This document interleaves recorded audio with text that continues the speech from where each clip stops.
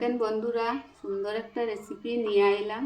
আপনারা খাইয়া দেখবেন, ভালো হইলে আমাকে জানাবেন কমেন্ট। নমস্কার বন্ধুরা, আজকে আমি একটা বিকালের টিফিন বানাইলাম, আপনারা খাইয়া দেখবেন। ডিমটা বাংলাম, রাইস দিলাম, কাঁচামরিচ, তারপরে ধনিয়া পাতা দিলাম, লবণ দিলাম, এটারে তেল দিলাম, তারপরে পেস্টটা দিলাম, স্লাইস দিলাম, তারপরে এইদিক ভাজা হয়ে গেলে পরে উল্টাইয়া দিব।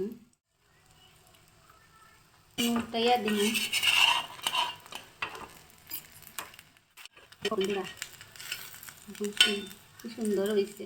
যদি রেসিপিটা ভালো লাগে কমেন্টের মাধ্যমে নতুন রেসিপি নিয়ে আই।